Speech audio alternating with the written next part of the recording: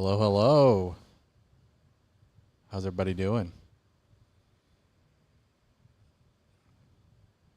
We are here. Elaine is not being seen. I'm a real girl. Did I make it worse? Did I make it better? I mean, you're not. Ugh. You're not really. There you go. I'm here now, friends.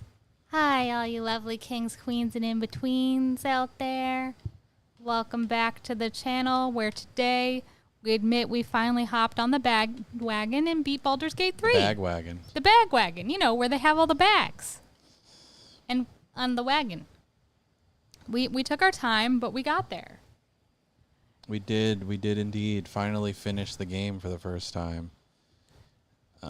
It was fun. It was an experience. How long did it take us? 100 hours? Something like 100 hours. Probably a little more because there were a few times where we died and had to restart. And that was sad for us because, you know, we like to think we're good at video games, but we're not. Like, I don't know. Apparently not anymore. This yeah. is, right now I am playing through on a Dark Urge playthrough. So I am doing some cleanup in Act 1 before I move on to Act 2. I think today we're going to just take some time while Jeremy continues his Dark Urge because he cannot be stopped to talk about our experience playing Baldur's Gate 3, kind of give a review of each act, some final thoughts, and also have some snacks and stuff because I'm a hungry and thirsty girl. Start things off to wet my whistle. I'm going to try this Olipop Strawberry Vanilla, which is marketed as a healthy soda with like low sugar and probiotics. I don't know if it's going to be any good. I have my doubts. I'm kind of worried it's going to be like a probiotic yogurt, but in soda form. That would not be very good. We'll see. Cracked it open. Try and kill these necromancer guys. It is actually kind of like a probiotic soda yogurt. It's kind of really weird. It's not bad. It's just bizarre because you feel like you're having yogurt, but it's not yogurt. You want to taste? Sure. It's very sweaty, this can. It's not bad. It's not great. Trying to debate on what the best way to do this is. Just freaking murder them. Yeah, things kill me. It's not. Get good, scrub. I don't know what to tell you. So I think we'll start off with Act 1. And I'll say that, to be honest, I remember the least about Act 1. And I think I say that partially because it was overshadowed by Act 2, which we'll get into more, but I feel was stronger. And also the sheer length of Act 3 in comparison. I will say that I remember struggling to get into it at first. Oh, they're going to move. Oh. Whoopsies. Whoops. Shit. Oh, that didn't do what I wanted it to do. Did they even do any? They didn't even cast the water thing. Why didn't they even cast the water? Yeah, sorry. Go ahead. I didn't like the opening on the Nautiloid. Like, aesthetically, it didn't appeal to me. In terms of overall story, it wasn't my favorite opening, but obviously it ties into everything, and that's what the whole story is about. Yeah. And then aesthetically, it goes into my favorite part, which is like the Grove area and the like overworld forest, which I feel like is a lot prettier than a lot of the other things we get to see in this game. At least for me personally, I like forests and streams and little rivers with the animals and the plants. And then there's, you know, questionable stuff that tries to murder you along the way, but we're not gonna. We'll talk about that. Yeah, I mean, I like Act 1 and 2 probably a lot better than I liked Act 3. I think Act 3 was a little, all over the place. I didn't really know what I was supposed to be doing a lot of the time. And I kind of felt like it turned into more of like a checklist, which I feel is not ideal. I don't know if I'm going to be able to hit this person. I think the thing that I liked about Act 1 Missed. Cool. was that it oriented you without doing the whole like tutorial thing we all hate from video games. And that it had two, I would say, clear and distinct, depending on how you look at things, antagonists. Like, there were the questionable druids in the Grove, and then there were also the goblins and their horde, if you will. The goblins. Wait, no. The goblins. And I liked that that was like a very straightforward, simplistic storyline that they later expanded on and let you grow into. I think looking back, like I'm someone who doesn't really play D&D. I tried, I can't get into it to save myself. Jeremy is someone who plays D&D a lot more regularly and thoroughly enjoys D&D and like DMs properly. I think that obviously I went into this game knowing that it would be a D&D based game. I vaguely remember playing the first one with my sister as a kid. I don't think we got very far. But like I didn't go into it thinking, oh, it's going to be a D&D game. I was just happy to find like a couch co-op game to play with my partner because I feel like those are hard to find now. And I feel like, I don't know if this is just something for me personally, but as someone who doesn't regularly play D&D and is kind of just D&D adjacent, it didn't really feel like a D&D game for a while. It was kind of just like this turn-based open world thing in a fantasy setting. It was all the mechanics for D&D. Yeah, but there's a lot of, turn-based games with, radials where you choose an ability and you use it. If you don't go into it knowing it's D&D specifically, it doesn't necessarily seem D&D. And I think as someone who is like, mainly only knows Fireball and the ones that are memed to death, it's just a fantasy game to me at first, and then as it went along, it felt more D&D as I was like, oh, there's a mimic, or oh, there's the surveyor, or there's this thing that I've heard about. Surveyor. What did I say? He's a spectator is the actual name for it. It's the same thing. It's a synonym. It's fine. But I did definitely prefer Act 1, and looking back at who I controlled in the game, I feel like I unknowingly made a good choice for a new player or an inexperienced player. And I say that because when I play video games, always pick one of two things. I'm a mage, usually a cleric focused mage, or I'm an archer ranger type. For this particular playthrough, I chose to play as a ranger, and I started off as a swarm keeper with the jellyfish. And then I moved over to the Beastmaster, I think it's called. Yeah. And I got to play around with animals, and that was fun for me. And I say that I think it was a good choice for a beginner because in comparison to some of the other classes, usually the ones that you control throughout the game, it's a very straightforward class. Yeah. I controlled predominantly Astarion through our playthrough, and Jeremy controlled his character, and then also predominantly Karlach, which for the most part we had as a barbarian. When we look at the ranger in comparison to those classes, it's very simple. It's I basically shoot arrows. Maybe I try to ensnare someone with the arrows. Maybe I use a special arrow. Maybe I poison the arrow. Maybe I cast, Hunter's Mark or Fairy Fire. I think I got rid of that pretty early. I never used Good Berry, but it was basically Hunter's Mark, arrows. Maybe I poison them. Maybe I use a special type to accomplish X, and I had one or two basic healing abilities. But in terms of the things I was doing, for the most part, I wasn't using spell slots. I didn't have to think about preparing spells or managing spells. It was a very simple, straightforward, I press a button, I have infinite arrows. I basically never have to worry about anything unless I run out of the special arrows where I want some sort of advantage, or have a weapon knocked out of my hands. I'm always going to be doing something unless I'm, blinded. And the gameplay from that point was very easy to catch on to because there wasn't much I had to think about or manage in comparison to other classes. I ended up being a... sorry, I was paying attention to this. I ended up being mostly cleric druid was my mixture. So I had a lot of spells. I had also really leaned into the illithid powers. So I had a lot of illithid powers to manage. I took none. I did a lot of multi-classing. I eventually kind of forced Elaine into multi-classing Astarion. Because just keeping him as the just straight up rogue, there was more efficient ways of doing it. So he ended up being a fighter rogue. Yes, because we wanted to lower his crit hit Oh number. yeah, champion. He was champion fighter with Arcane Trickster because we wanted to lower the crit chance. Like the crit chance was really like I think he crit on 15 and above by the end of the game. By the time we got certain gear. And I think even playing Asterion was very straightforward. He wasn't a spell heavy guy. You were just like, use the booming blade, use the booming blade. And I'm like, okay, I'll use the booming blade. So my entire actions were basically booming blade and shoot arrows for the most part. It was very simple and straightforward. You freaking kidding me? Oh, what?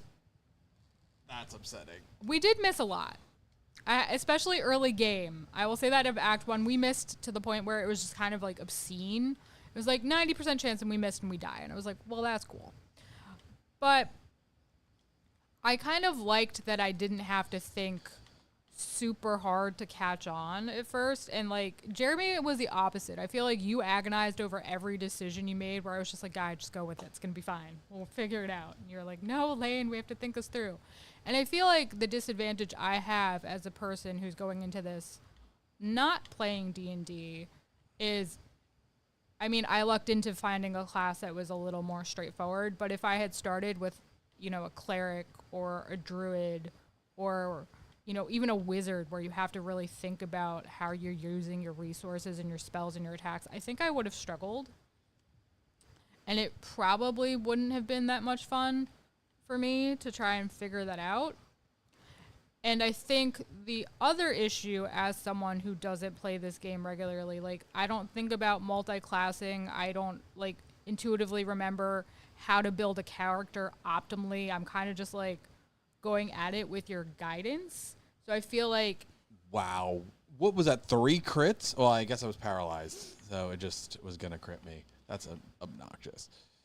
If you're going into it completely blind, I think it can be hard to pick up on like an optimal build. And there are a million one guides out there that can help you. But having someone there just to help you through it, I think was beneficial, even if I didn't always understand or remember why. Yeah. But like I feel like if I had just gone into it and I was like, oh, I'm just going to build a ranger, I'd be like arrows, rogue, pick the locks and like stab the things. And I think the clerics and those kinds of things would have given me a lot of trouble. So in terms of streamlining like my growth in the game, I think Jeremy really helped me with that. I don't think I would have done so well if I did it completely on my own. And I think I unknowingly did well with my choices in life. Mm-hmm. I did like switching over. I loved my little jellyfish. They were very adorable. I liked when they shocked things, but I think in late Act 2, I think I switched over, or early Act 3. I don't remember. But in terms of Act 1, I feel like the length was comfortable. I feel like it was just enough where I'm like, I got like the pretty surroundings. I started making friends. I met all the people, and it felt comfortable. Yeah. I also think it was cohesive. Like Act 1 going into Act 2 felt like a cohesive story. You expanded outwards. There was a lot of stuff that we skipped because it was just stuff that I wasn't really thinking about. Whoopsies. When we were playing.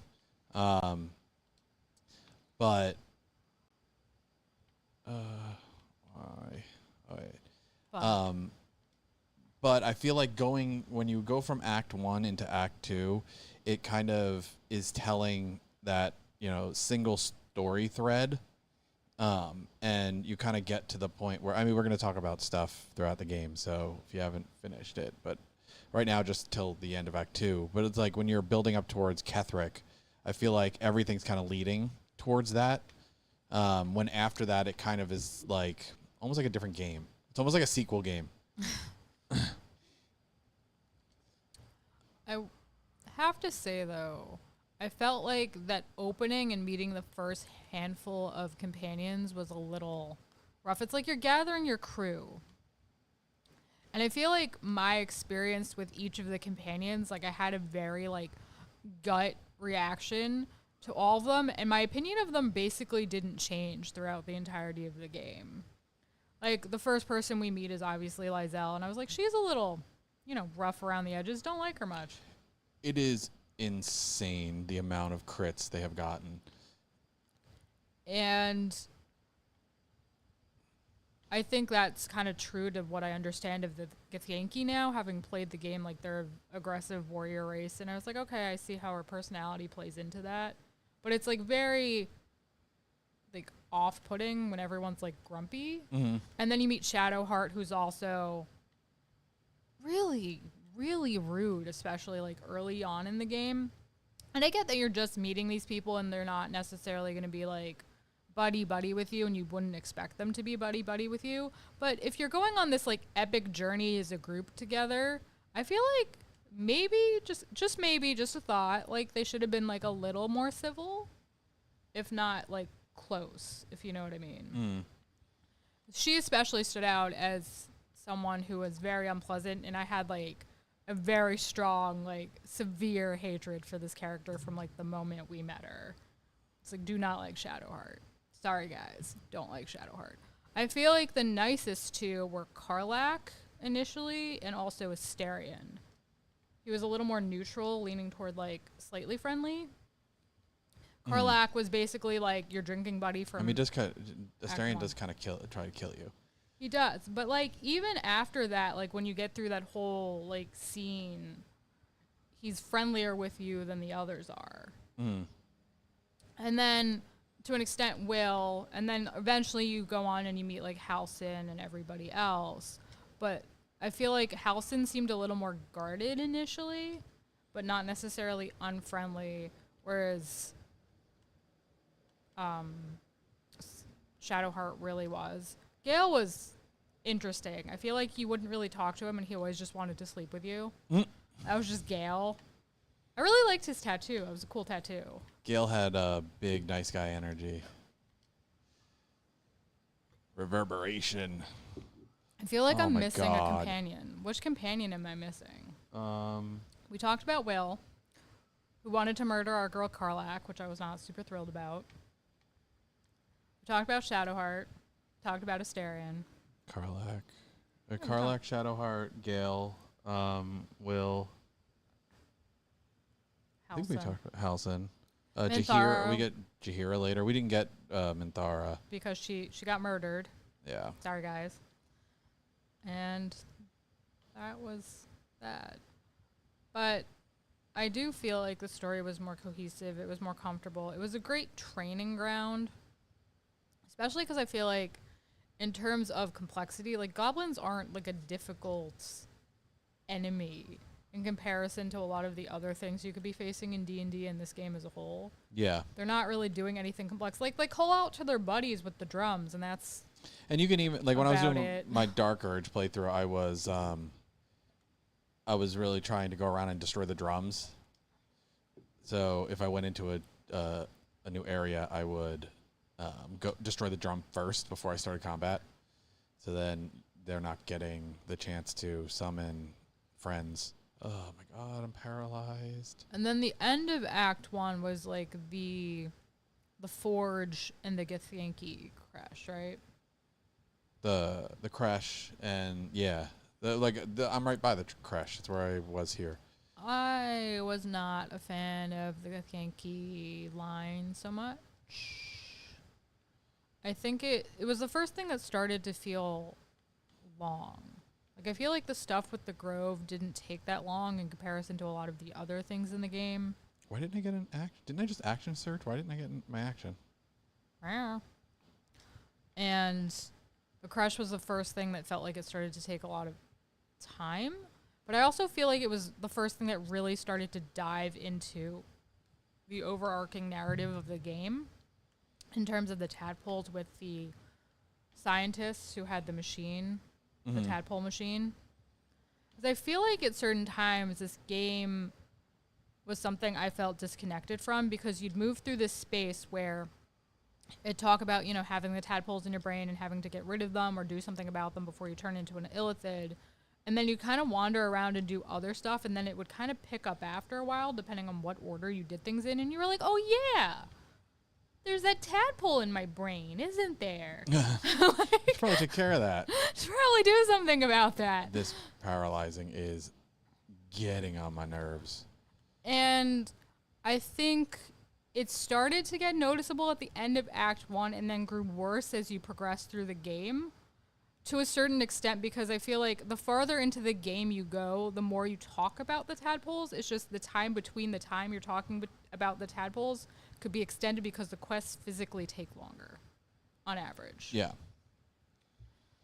And I think that was kind of an interesting experience to have. I think in terms of storyline, like once you got through that initial hump of, okay, we got off the nautiloid and now we're making our friends, and you got into the overall story of Act 1, which is dealing with the goblins and the threat they're facing to the Grove along with the druids, like it was streamlined and straightforward. But at the same time, I feel like because you were so much weaker and you had less options in terms of strategies and things you can do, it was harder. We also, I think, got ridiculously unlucky and would miss attacks we really had no business missing. Yeah, I mean, I just missed an 85%, and it kind of just, like, threw my whole thing. Where I'd miss, like, 3 or 4 attacks in a row, and I'm like, I guess I just won't do anything this round, which I feel like is very reflective of actual D&D, where sometimes, you know, the dice just aren't on your side that evening, and you just kind of sit there, and you're like, well, you know, I tried, guys. I don't know what to tell you. But what are your thoughts? What do you think about the more nuanced bits of Act 1 and your character choices, and being both stuck as Tav because the game wouldn't let us, you know, name ourselves anything else for a while? Yeah, eventually we were able to change the names, but I was the one true Tav at the end. I feel like the game really incentivizes you to play a sneaky character. Which is why Astarion was so like clutch for us. I wanted to what was I initially playing? A sorcerer. I originally was playing a sorcerer, and then I realized it wasn't gonna. That was the first thing that I started. I genuinely don't even remember you playing the sorcerer. It was you played that sorcerer for such a small amount of time. I'm like, yep, I got nothing. Because you're like, I don't want to put Shadowheart in the party, so we didn't put Shadowheart in the party, so we needed a healer, so somebody had to become the healer, so I figured I would heal. And then Karlach just was barbarian through the whole playthrough until the very end. And usually when we were switching out a companion, I was switching out Karlach, and you were keeping Astarion. I think I took Astarion out briefly to allow for Gale at one point, but that was it. And that was rough. I liked Astarion. I think I liked Astarion overall. Like, his story, I think, was a pretty good one. But I think he became more questionable, shall we say, as the story went on, which I think we'll talk about more when we get to the end of our little discussion here. Yeah. Do you have anything else to say about Act 1 shenanigans? I am realizing just how much content there is in Act 1 now on this playthrough, because I don't know, where can I see? Can I see my play stats? Shadowheart is best girl, Miguel says. Thank you for joining us, Miguel. Honestly, this time around on this playthrough, I've played for 36 and a half hours. I think we played like 15 in Act 1. Yeah, this is 36 and a half hours, and I haven't even gotten into Act 2 yet. And there's stuff in Act 1 that I could theoretically still do, because I haven't done the Grimforge yet, or like the adamantine, whatever, the forge. So, yeah, there's a lot of content in Act 1. But still not as much as Act 3. Yeah, but Act 3 is just like so all over the place. Ooh, missive from Moonrise. That was like the most ADD thing you've done this whole evening. Oh, plate armor. No, but this time around, I was determined to not get with Shadowheart, I was going to try to get with Lizelle, but then she didn't want anything to do with me, and neither did Astarion. So I was like, okay. And Shadowheart wanted to get with me, so I was like, I guess I'm getting with Shadowheart. That's what you wanted last time, but then she wouldn't talk to you. That's a weird mechanic that we haven't touched on. We played, obviously, with 2 player characters. I didn't come to my senses. What are you talking about? My senses were fine. Don't worry about it. At least about me. Oh. Wow. Wait, I where's guess. the plate armor that I just saw? What happens when you play with 2 players is once one player starts to romance a specific character, that character won't talk to the other player. So once Jeremy started romancing Karlak in our playthrough, she'd be like, maybe later, or can't talk now whenever I try to talk to her, and Astarion would basically do the same thing to him, which is, I don't know, a weird thing to have happen when you're all going on these adventures and saving each other's lives and stuff. I guess it's so, like, it's easier to manage the dialogue trees, so you're not all, like, just going through the same dialogue over and over again with the same characters, but, I don't know. I feel like that's never really a problem. What? Arrows. What is the point of having arrows? I don't know. Regular arrows. In terms of realism, I feel like it also doesn't make sense unless you're actively doing... Let's see your tab. Yeah, I'll show you. Doing something to piss the person off, which I feel like didn't come up very often. Like every once in a while, like one of us would do something that would piss the other character off. So right now my tab is a Way the Open Hand Monk and Rogue multi-class. I have the Deathstalker Mantle, which is from Dark Urge. This to go invisible. This is +2 to dexterity and gives you Cat's Grace, and then nimble as a cat. This is really cool. You automatically stabilize start of your turn when you're downed, and you get maximum hit points when you're healed. That would have been handy. This is Titan String Bow, so it adds your strength modifier, and I'm pretty much doing a elixir of Hill Giant strength playthrough. I have so many of them, as you can see over there, that so I just dumped strength, and now my strength's always at 21 because I'm just taking the potions. Yeah, and like very thief heavy. Oh, I forgot to put my bracers back on. That would have helped me. So like Smuggler's Ring and the Gloves of Thievery. I meant to put on these, which increase my armor class. Maybe I wouldn't have gotten hit so much. Whoopsies. But yeah, she crazy. She says a lot of crazy things a lot. She a redhead. She got that fiery energy to her. Yeah. Short people energy. Like me. I can say that because I'm little. And this is how, because I'm using elixirs and I don't want to long rest very often, this is what we do, is we just travel to a different region and then travel back, and it heals you. Would have been a handy thing to know, too. We love them crazy girls. That yes, I have I have a type. What? There was a frog in my throat. Don't worry about it. This one is like, this character's like homicidal crazy. Like she cackles and like talks about wanting to see things bleed. So isn't that like Harley Quinn? I mean, to a degree. She's more of a, Harley Quinn is more turned into like a zany kind of energy. Where this one is just a straight up bloodlusted homicidal energy. I mean, I feel like especially in Act 1 when everyone was like extra mean, all I would say is like, hey, can we murder this person? Jeremy's like, no, they're important. I want to do this quest line. I'm like, but murder, And Jeremy. sometimes you would just start combat and then it's like, okay, well, I guess we're doing that now. Murder. She doesn't have any more potions right now. That's a lot of weird stuff in her inventory. Stuff I sold her. This is where I was getting all the Hill Giant potions. Every time I leveled, her inventory would refresh, and I would pickpocket her. In the beginning, I was buying them, so that was all my money was going to Hill Giant potions, elixirs. Yeah, wow. But that was definitely the weirdest mechanic I think we encountered in the entire game. Like, aside from the general glitchiness, which you kind of anticipate in any video game you bother to play ever, there's always something funky. This was really bad at times. Like, sometimes it would freeze inside the radials, and it would just get stuck. And the radial would just be stuck there, and you couldn't see what you were trying to select.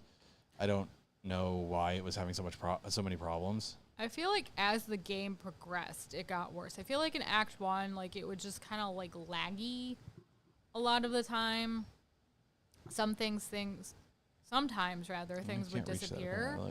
But as the story progressed, especially in Act 3, where there was a lot of fighting on multi-levels in tight quarters, the walls would kind of, like, phase in and out, so you'd, like, see through them and kind of lose track of where you were in comparison to everything you were fighting. Mm-hmm. And I was like, well, that's not convenient, you know? Talking about my issues with Act 3 was every combat, I feel like, was designed to be as annoying as possible. It's like, you know, when you start getting to higher level content in D&D in general, like as somebody who's DMing higher level content now, like it's hard to design combat for your party, but it's basically like Act 3, every time you got into one of the major fights, it was like the most poorly designed slog combat you could possibly get into, because it was like, oh, everything's ranged and everything can blind you and everything has some kind of effect that prevents you from being able to close the distance. Or if you, I don't have scratch out. Not the goodest boy. While you're summoning the goodest boy, I'm going to try these limited edition Little Bites tropical pineapple muffins, which I imagine they're going for a upside down pineapple cake, but you know, we'll see if that works out, man. You excited? Or are you one of those people that like likes pineapple or dislikes pineapple? I'm not the biggest fan.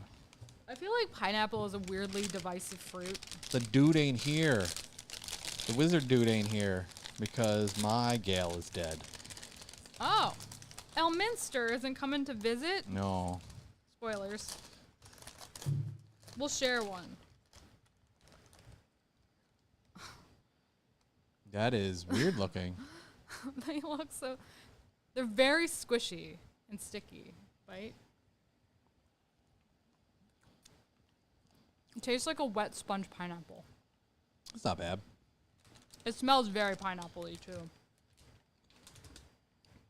Very spongy. Got little... Let me have another one. I got to feed you like baby. You might notice down in the bottom that Sylvana's blessing keeps popping on and off. That's because I don't know who has it in their inventory. It might be... It's not my tab. I think it's Lizelle. Has the idol from the grove in her inventory, so when you're within range, it gives you Sylvanas' blessing. I was upset though; it didn't let me get the ring from Mole. Well, yes, because I guess I missed my opportunity in terms of timing. Arrived a little too late, man. Yeah. Yeah. So what I have for my Lizelle is she is currently wearing she's wearing the Gloves of Dexterity, which bring her dex up to 18, and she's using the Club of Hill Giant Strength, so that sets her strength to 19. So I could just use them both as dump stats. So I was able to get my Constitution, my Intelligence, and my Wisdom higher. And she's an Arcane Archer right now with Sharpshooter. So I can use my the Seeking Arrow, which automatically hits, and get the the Sharpshooter damage. Which is something I never wound up taking because I kept missing so much. I was like, I can't risk being completely useless. Like right now, in Act 1, I'm mainly useless, but I can't get rid of that little bit of usefulness because it was very bad. I'm doing a Spark Squall lightning charge build with Shadowheart. I don't. It doesn't really work all that well, honestly. When it works, it really works. But when most of the time she just gets wrecked because their armor class is so low. And let's talk more about how amazing Shadowheart is. And with Will, I'm doing a reverberation radiant orbs build. So when people miss him or he does damage to them, it gives reverberation and radiant orbs, so they're more likely to miss, and then they fall prone. And he banes people with his sword. Yeah. They're fun. I don't think we had much in the way of build. I think for the longest time I was using this bow that would inflict the frightened condition. I think it was like Bow of the Banshee or something. And yeah. I think I have it. it was beneficial in situations where you would start on opposite ends of the field. Yeah, that one. Because you could inflict frightened, and then if everyone else was on the other side, they couldn't move toward you. So unless they had a ranged attack, they couldn't hit you. And then eventually I got something else. Like, I want to say we were, like, at the end of Act 2, or, like, a good... wow, thanks for spelling my name wrong. But that's fine. And my name's Eileen now. Eileen's Tav. She's not... this is not her playthrough, so we'd have to go into our other playthrough. We could do that. We could show the people. We could give the people what they want. Her Tav is a...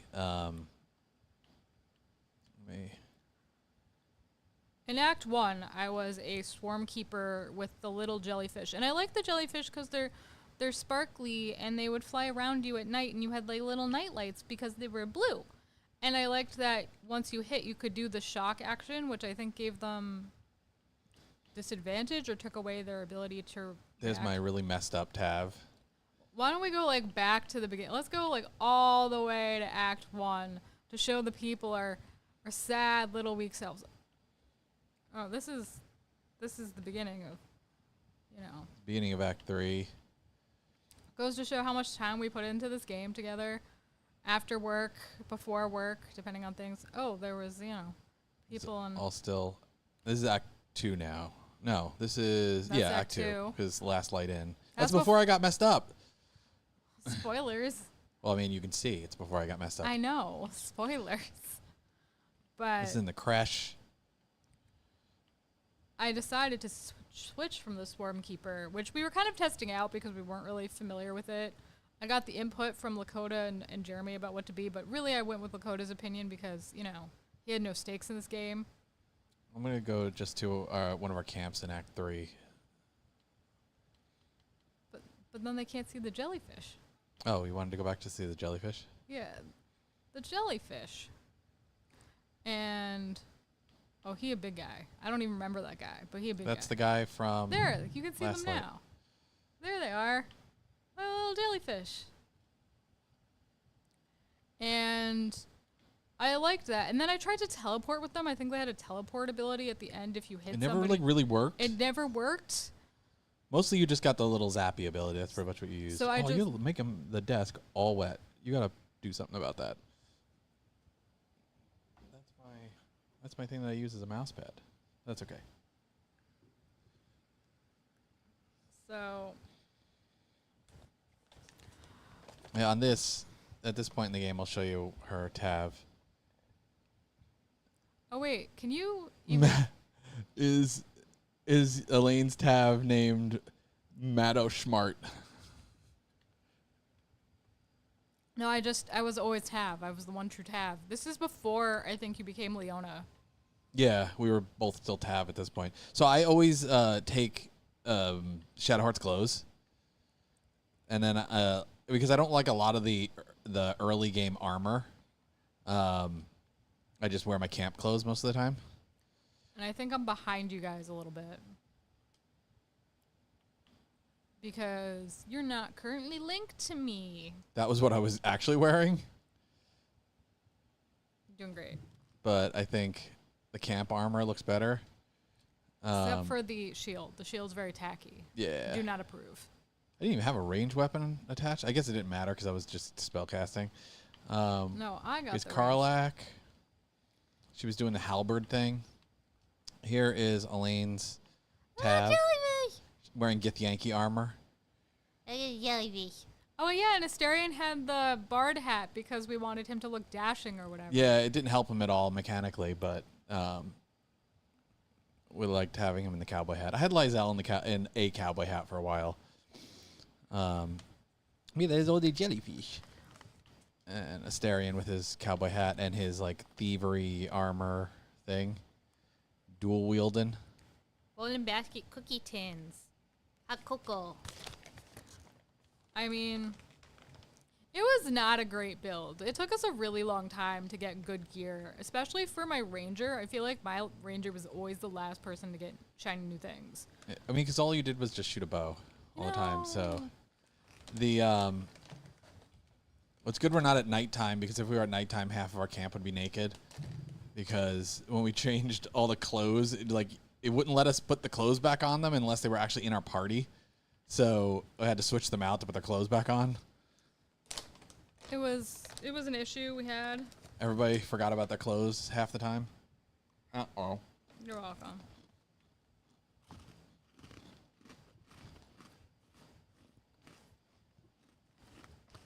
Will's still in his original clothes because we never did anything to him until, Act 3? Mm-hmm. It wasn't until Act 3 where he finally went into our party. These taste like burnt brownie cookies. I'm not getting cocoa. What is this? Where does this go to? Nothing, apparently. Why am I all, smelly? Oh, it's the bliss or the bliss things. That is not fart. That is bliss. That is bliss. So, This is all I had in my thing? What the heck? yeah, you weren't in the Elaine Changer school I guess because this was early on. looting. You didn't loot a lot of stuff. Did you give Withers the big naturals mod? No. We didn't do any modding stuff because I didn't want to. There was some modding stuff that I would have wanted to do, but I didn't want to mess up the playthrough and have it. Buggier than usual. Yeah. It already was struggling, so. Do you have anything to say about the end of Act 1, which at our playthrough we where did I the am Grim now? Forge. Yeah, basically where we are now. We killed a lot of people we didn't mean to kill. Speaking of the Grim Forge, I can go into the Grim Forge now. Eventually we'll show off our endgame characters, but Yeah. we're not quite there yet. But yeah, did you have any? What's the point of playing without the sloppy natties? I don't know. It's a struggle to get through it when you don't got them sloppy natties. I I kind of like the stuff that we'll talk about it later with Act 3. I kind of like the stuff with Withers towards the end. the Grim Forge, I think, was the first time I noticed how necessary Asterion was, because half of it was just traps, literally everywhere. Yeah, there was the whole trap bridge that you have to go through. That's just walk 5 feet, do a trap. Walk 5 more feet, do a trap. Was it even 5 feet though? I don't know how many squares it was. If it was at least one square, then it my was. God. And then there was that awful elemental that I think we tried over 10 times for. Oh, yeah. I have to fight the... I'm going to go fight that. Oh, no, I don't want to go this way. I'm going to fight that, and I have to fight Grim, of Grim Forge fame, which I didn't even know about until I was looking into the Adamantine Forge. You literally have to fight a robot called Grim, a construct. I mean, you should get those arrows of contract slaying. You have to superheat him in lava before he's even able to take damage. You can't just do heat metal. No, he has to. You have to flood it with. You have to flood the area with lava. That seems like a hazard. Did I not talk to these guys? Why are they still here? Oh, this is my wet area that I used my lightning thing. This is the first place I used the lightning. And I heard about this method of trying to beat the game, and I was like, that doesn't seem super wise, but What? whatever. Well, if your team isn't immune to the damage, the lightning damage, like the person who's, using that strategy, you can't really have them do anything but ranged or move around it, which is, I don't know, not super effective in my head. Yeah, I mean, you can have, like, it works if you do have people that are paired for range, or if you just take the shock. Like, sometimes it's fine to just take the electrocution because you're getting enough of a benefit from it. Ooh, I didn't loot this. Thieves' tools. How the heck do I get to the trap bridge? I don't remember. I thought it was, like, down that way. Oh, wait, yeah. You have to go to where they have the, those things. The beasts that break the thing. The, like, yak-like thing. Yeah. What the frick? The deep roaches? Deep Yeah. wretches? I got to turn into one of those one time, I think, with my druid. And it actually helped because it's when we had to do the thing with the dragon. And you had to hold the torch or whatever? Oh, yeah. And I turned into a deep wrath or whatever and held the torch. Yeah. But I think that was the first thing that really started to annoy me in the game that I can consciously remember was that stupid bridge and all the freaking traps. Yeah, we're about to go to it. I can show you the little area at the end. If people aren't aware of it, it has a good item. Does it? Mm-hmm. Oh, I forgot, obviously. I don't remember which item it is, but one of the items in one of the current builds that I'm using. Oh. So yeah, I had to have them break this. And then as soon as you break it, they turn on you, the Duragar. Oh. Which is not cool. Like, Yeah. we just did your job for you, and then you get mad at us. I had a cure to their poison in my inventory like the entire game, and I never used it. There was a lot of stuff we didn't use. Even we had hoarded so many spell scrolls, and here's a trap bridge.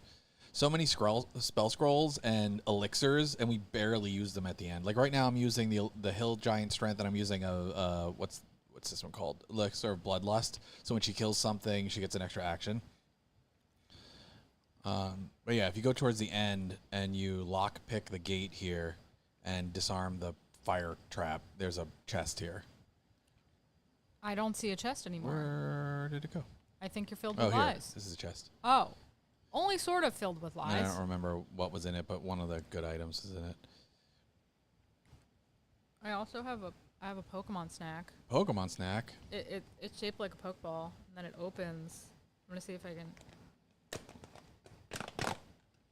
I don't know if that was satisfying, but it opens like that. I went the wrong place. It's got a little frog boy on the packaging. You know what? Froggy? I miss the days when I actually knew what all the Pokemon were called. A long time ago. Looks like a Pokemon breakfast cereal. I don't know how else to describe it. It looks like a Pokemon breakfast cereal. It smells like breakfast cereal. Is it maple flavored? I don't think so, but it tastes like it could be. Oh. Why are these even here? I think it's supposed to be pudding because it has this little pudding-like thing. It might be a flan here. But I don't know for sure because I don't, know Japanese. Would like to learn Japanese, but admittedly don't know. We were talking about potentially starting to try and learn and documenting our experience. It's funny. Like, I grew up, English was my first language. And then my parents, being Greek people, sent me to Greek school. Did not learn Greek at all. Can barely speak it. Very bad at Greek. Went to school. They actually tried teaching us Japanese as children and then kind of gave up on that. They would have all these, like... that was dumb. I think they were, like, Japanese moms that would come, like, teach us how to do origami and, like, some basic words and colors and things, and then they kind of just stopped doing it. And then, like, when we went to middle school, they had us choose a language, and at the time it was just French or Spanish, and I picked up French. And by that I mean not at all well, and then I had to take another language in college, and I just redid French to actually, learn it that time. And now my brain is, like, insisting on thinking and, like, dreaming and trying to speak in not English around people that are very clearly speaking English to me. And I'm like, why are we doing this? Like, I'm not even good at these languages. Like, what are we doing? And we went to Canada last year, and we went to Quebec where they speak French and English, but let's be honest, it's mostly French. And, I speak French to a degree, would not call myself fluent. And then my brain insisted on, like, trying to translate and speak in Greek, even though I knew they were speaking to me in French. And I'm like, that's the worst of the three. Like, what are we doing right now? I don't understand.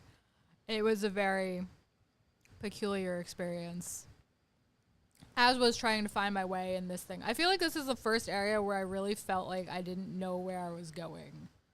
And most of the time I was like, Jeremy, lead us. And then sometimes you'd get lost and it'd be like, that's not a good sign. It's not a good sign, Ooh, Jeremy. there's a mold. We never used the molds. We just picked them up and they just sat in our chests forever and ever. No, I do plan on doing it this playthrough, though. That is my intention. Can you operate these levers via shooting them with arrows? Or do you have to use, like, Mage Hand? Mage Hand! I have Mage Hand, but I can only do it for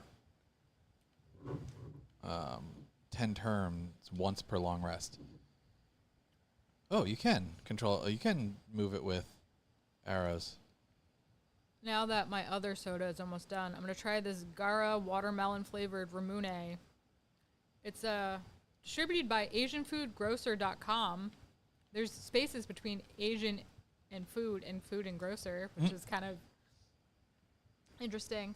I always used to love these things as a kid. Like, I'd, beg my parents to buy them for me. And I'd be like, you have to get them for me. You have to get them for me. But they were like $3, which, for a soda is expensive. But the funny thing is, they're still $3. Like, it hasn't really gone up since we were kids, which I think is kind of interesting. What's the flavor on that? Watermelon. Watermelon. Watermelon. Oh, all right. Scroll of Fear. Which I feel like is a weird flavor for him to have. I mean, is it just because he's like a red-haired guy? Because he lives in a desert. There's not a lot of water there. Unless you crack open a cactus, I guess. But, Did I go to the wrong place? Why is there nothing? Oh, I'm struggling. There's a struggle. There's that thing. I forgot. I'm struggling, Jer. I'm sorry.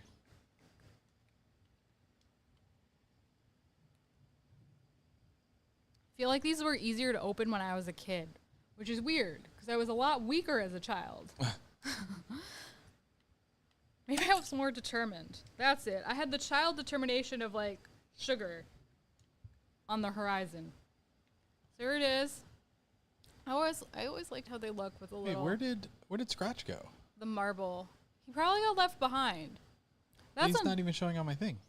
Another thing that would annoy me. It's like my characters weren't very athletically inclined, shall we say?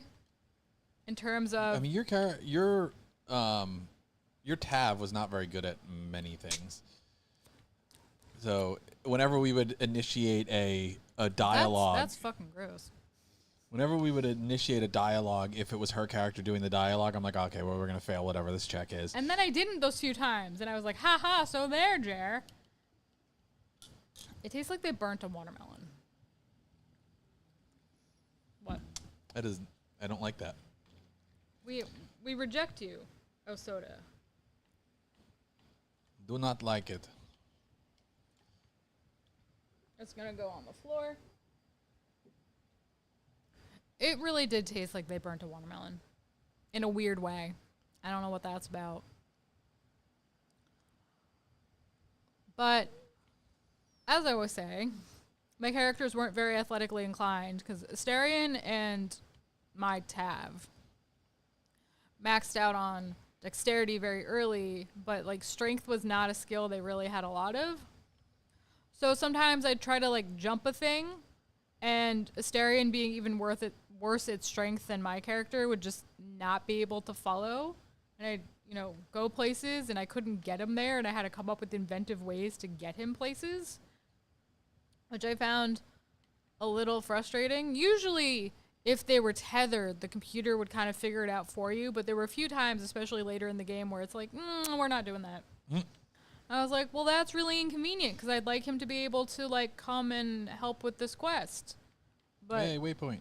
he's just standing there, awkwardly, waiting to be directed and taken places. Standing there menacingly. And, there's Scratch. He found his way. Don't worry about it. I just summoned him again. The easy way out. How predictable. Wait, how am I going to approach this? I don't know, man. It's just some guy standing on a bridge. You could just murder him. It's fine. It's going to be okay. No, there's 4 guys, I'm pretty sure. Oh my god, there's 4 of you and a dog. You're fine. The math checks out. What do you mean not enough space? Not enough space for my illusion?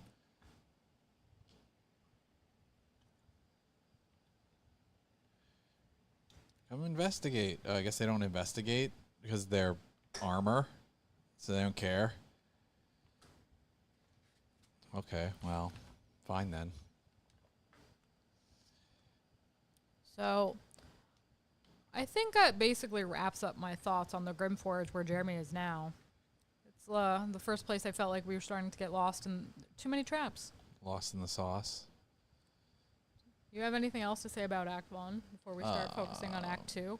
No, not really. We didn't do the whole thing with the hag in our playthrough. I will never know of the hag. No, I don't want to pickpocket my own person. You don't? Really? That's crazy. How could you not want to pickpocket yourself? All right, so Act 2. Act 2. So, aesthetically for me, Act 2 is definitely a drop. It basically takes place in this like shadow-bathed land where the wildlife has died out, and it's just not as pretty as a good chunk of Act 1. And a lot of it's centered around Shadowheart, and you don't like Shadowheart, so. And I don't like Shadowheart. I think in terms of the story, I preferred it to Act 1. I say that because I think it was cohesive and it had the one major storyline of we're introducing Ketheric as the main big baddie, and he was the one big baddie on his own. Like, yes, there were the shadows, but it was all tied into him being a bad guy, as opposed to like 2, 3, 4, however many bad guys that you would see in the other acts. So I liked that. I think it was the first act, though, that started to, by the end, begin to overstay its welcome for me, because it is longer than Act 1 by a fair amount. Not as much as Act 3, but it was long enough where I was like, okay, we get it. They're in the shadow place, and now I want to do not shadow place. And having to like have a spell on you in order to move around without... Not if you're Shadowheart. She does get affected by the really deep shadows, though. Yeah. Either some sort of light source or a spell cast on you in order to move around was a little annoying. I think it was the first part of the game where I started to feel actively aggravated.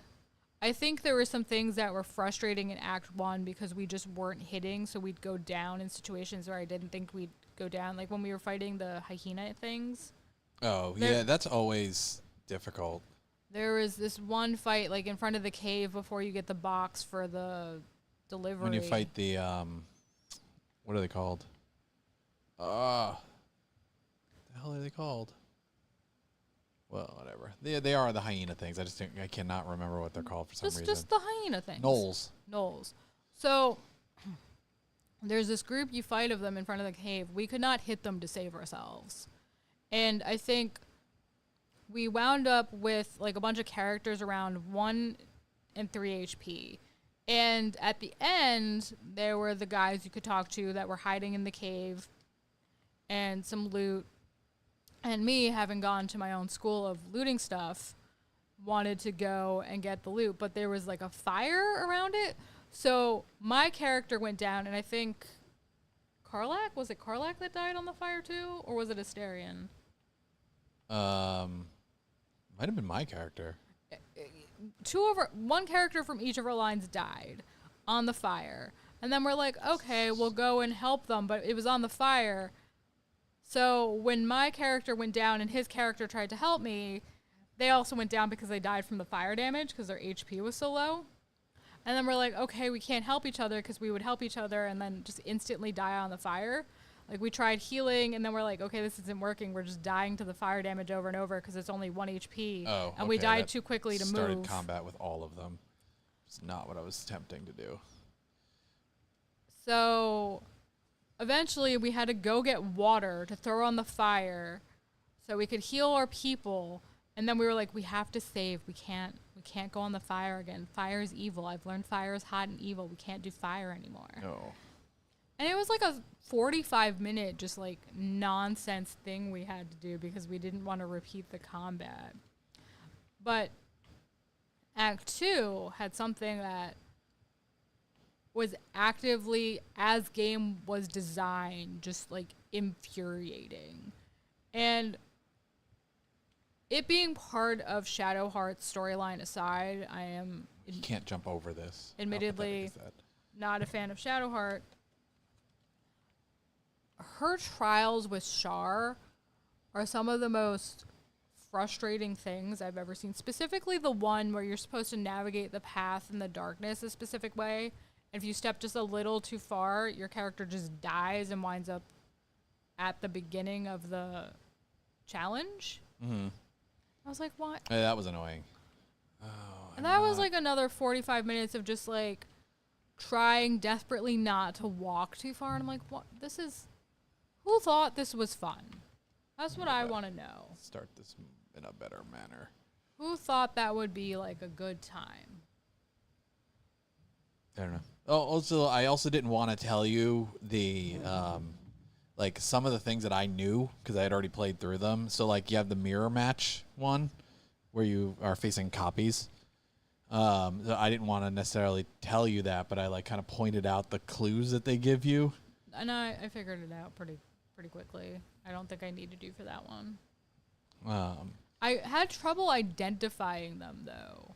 Because, like, if you're not hovering over them and you're kind of just, like, looking at them, especially if your game is, you know, struggling a little bit, shall we say, it's kind of hard to differentiate. Good job, Scratch. Between them. So I'd be like, hey, where did mine go? Oh, yours is the one cowering in the corner. Oh, which one's Asterion? And you just look at me funny and you're like, Elaine. And I'm like, what? They all look the same. They're like shadow humans. I don't know. So that was very frustrating. And again, we met a bunch of really unfriendly people like Jaheira. She's very unfriendly. I don't know what her attitude is. I don't like her as a companion. We never brought her anywhere. She just stayed at camp, and I was like, why did we invite you again? She had a cool hut thing. It was cute. Like, aesthetically, her little portion of the camp was cute. But she is a person, not so cute. Oh, this is significantly worse when I don't have advantage. I mean, get good scrub?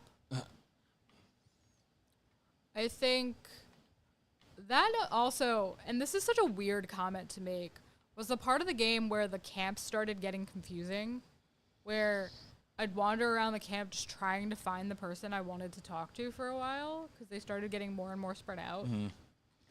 I was like, I miss my cute little cozy camp by the stream. What about you? What do you think of, like, early, before the final portion, Act 2? Early Act 2? Yeah, early Act 2. I think it's okay. On this playthrough, I'm planning on just sending Shadowheart ahead to get the waypoints. So I'll just send her by herself and get, like, the one to Moonrise and Last Light In. I guess I can't do Last Light In because I have to go through the whole cutscene where you get like captured and crap. And I don't really want Shadowheart to be the one doing that. But I think it'll be easier.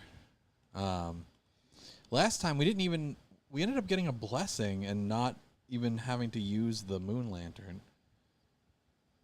Oh, the fairy. We used it initially, but then we got the blessing in the inn, and then we had the fairy, but the fairy didn't need to bless us because we already had it. Whoopsies. I think the other thing that I kind of really struggled with Act 2 was, like, I am someone who not only doesn't play D&D and I don't really think about, like, being surprised or whatever, ambushed. I play a lot more casual games, and in casual games you don't have to worry about cutscenes, you don't have to worry about initiating things for the most part. Like, every once in a while there's a cutscene, but it's like, hey, you sold your goods for X price today or something. Like, it's nonsense. It's kind of meaningless for the most part. But in this kind of game, it's very story-driven, obviously. Like, your actions have repercussions, and when you're trained to just kind of play game without story being part of game, I just run into things. And I remember, like, right outside of the Lost Light Tavern. Oh, I didn't die. That sucks. We ran into this ambush of, like, plant people. Oh, yeah. That was terrible. And we just died and then realized we didn't even need to go that way after. And I was just like, oh, yeah, that's a thing I have to think about now. Oh, nice. And I get my extra action because of the bloodlust thing. And then we ran into I think it was a counting house or something. Like a tavern, not a tavern, well, there was this woman who was, like, overgrown with coins. I think it was like a train station or something. And then she had a bunch of little skulls floating around her. And you had to actually start thinking about how you were going to beat the things you were fighting, which made me feel a little nostalgic for, like, old 90s games where there was always this weird, like, quirk to how you would beat things. Usually it had to do with timing. But this one was like, oh, you should, fight the skulls first, and then it'll weaken her, and she'll get scrawnier and scrawnier until she can be murdered easily. Because I think she had, like, 666 health or something to start. Some like, obscene number. Lizelle, you killed it this round. And she had really strong attacks that would just down the team, like, basically instantly if she got that far. Who are we talking about? The coin lady. Oh, yeah. That was a very frustrating fight. We got a lot of goodies there, though. We got a lot of money. She had a lot of money on her. And then eventually money was no object. We had, like, more money than we knew what to do with. And we didn't even have, like, that much money. But I think that you need to talk now because I'm doing lots of talking. I don't know. I'm focusing on this, but yeah. We also, Act 2, we had the same problem in Act 2 that we had in Act 1, where we skipped a lot of stuff. And we ended up encountering it after. Like, you could have actually had a whole interaction with the guy in the bar. The Thorm guy, the big guy with the barrel on his back. You could have a whole role play thing with him where you try to outdrink him and beat him that way. But we encountered him as, like, the second to last thing that we did in the area. And he got murdered. I'm gonna make this. He's animated armor. Can he even be considered wet? I mean, water is the essence of moisture. Oh, he is wet. Yeah. What was the Zoolander line? Like, I don't know. Where he does the ad for the water thing, and his father's like, "What on earth, Zoolander?" But I think Shadowheart, you really need to have more movement. In order to restart his brain, we got to have these organic sweet potato sticks from the snack yard with no C company here, because Jeremy needs to refuel. I can tell. It's refuel time. ready. Oh, they're sticky. What is this? Sweet potato stick. The texture is wonky. It's like it wants to be gummy, but hasn't quite reached gummy yet. And it doesn't taste sweet or like a sweet potato. It just kind of looks like one. It basically tastes like nothing. What do you think, Jer? I mean, it tastes like sweet potato. You don't think it tastes like sweet potato? It tastes like nothing. Maybe a little starchy. Like generic starch. But... oh, that wasn't good. I don't think it's very good, but I don't think it... I mean, I think it tasted like sweet potato. The texture is the big thing, because it's like a chewy, like, jelly thing. But you don't expect it to be chewy jelly thing. But it is, in fact, chewy jelly thing. It is, in fact, chewy jelly thing. No. Honestly, I looked at this and I thought it would be kind of like semi-freeze-dried. You know, when they try to crisp them a little bit. Mm-hmm. But that's not, in fact, what we got. They are vegan with no sugar added, though. Well, that's pretty exciting if you need, you know, a vegan treat, I guess. I don't know. I also feel like Oh, so Act close. 2 was harder to figure out, like, what you were doing. I remember we were so confused where we were supposed to go, like, in the forge.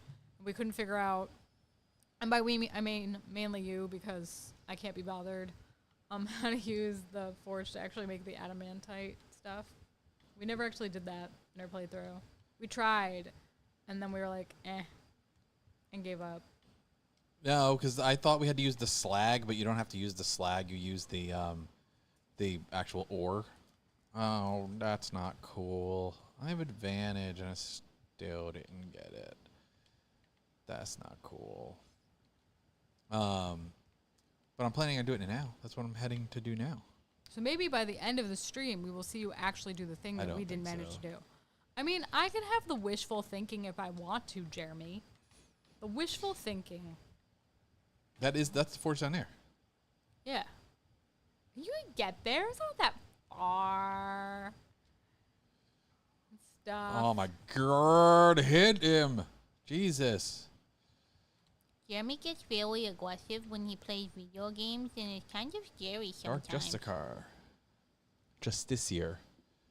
While obscured by shadow, the wearer gains +1 to saving throws when attacked. Speaking of Justiciar, there's a lot of things this game pronounces in a weird way, which becomes very noticeable in Act 2. Justiciar. I mean, that's how you can pronounce it like that. Justiciar. I was speaking more of Saluna. They say that name like 4 different ways throughout the game, which is kind of weird. And I'm pretty sure with the accent marks, it's supposed to be Saloon or Saloon and not Saluna with an accent over the last E. I don't know. But- I don't. Off the top of my head, I do not. I never use the actual deities from D&D. I always have my own. That didn't look like she was climbing on anything for a second there. It just looks like she swung over into the air and then suddenly the rope bridge appeared. But I have to say, I think I liked the culmination of Act 2 more than the brunt of Act 2. Like, I think conceptually, like, the Shadow Cursed Land was, like, fine as an idea. I didn't mind it as an idea. I think aesthetically, I really hated it. That's the adamantite right there. Because it was just dark and like depressing and everything was destroyed, and it was like really sad when you think about it, and you're like, oh, I can help you, Halson, because this place is messed up. But I feel like the way that you had to help was a little roundabout with, you know, the strange child Yeah. and getting him through the portal, which was an annoying fight. It was one of those time fights which you don't see a lot in this game. And by time fight, I mean it's like you have 5 turns to survive or 5 turns to complete an objective, something like that. And I feel like it starts off really easy and you're like, oh, like I got this. Like this isn't even going to be an issue. And then by the end, there's this like massive horde of things around you and you're like, well, shoot, I might have to redo this. And I don't feel like it. I do not plan on doing any of the Shadow Cursed Land stuff because as soon as I'm able, I am sacrificing Halcyon to the Bual cult. Which we did not do. No. But what we did do was try this Rice Krispies Strawberry King Size Chocolate Bar. I didn't know they made chocolate. Did we try that? No, it's not even open yet. What do you mean we did that? We're going to do that right now. That's what we're going to do, not what we did. You know, I said, do you know what we're going to do? No, you said what we did do is. Oh, well. I was really excited because I always like Crunch Bars as a kid. Like, I like that little, like, crunch in my chocolate. And I didn't know Rice Krispies made chocolate, so I'm intrigued. It smells like breakfast. It is very pink. It is unnaturally pink. Here's a nibble. Drop down my shirt. It broke on your shirt. There's a difference. Why won't you let me group him? There we go. It tastes like a strawberry white chocolate. I do not know where the other. There's another vein near here. There's a little bit of crunch and it's nice. What do you think? Give me that piece. Nom, nom, nom, nom, nom, nom, nom. Oh. It's good. I like it. Not too sweet either.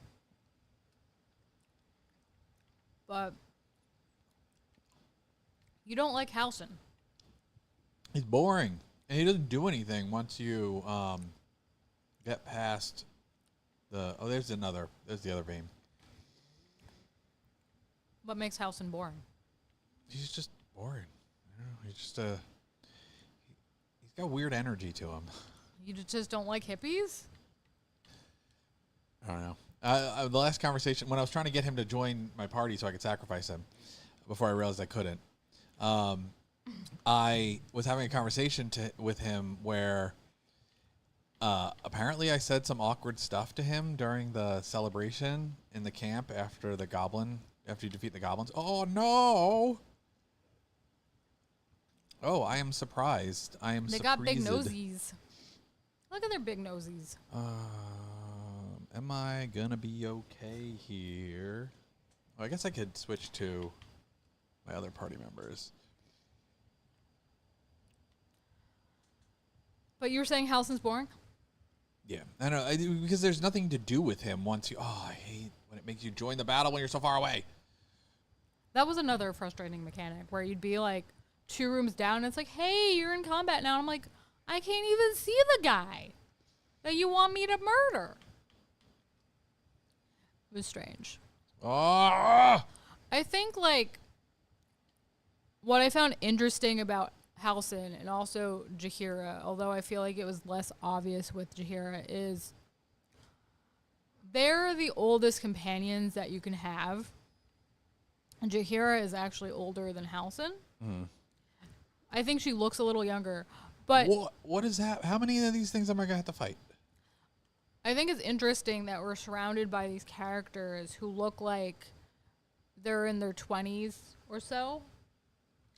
And then all of the other characters, so Halcyon and Jaheira, look like they're, like young parents' age.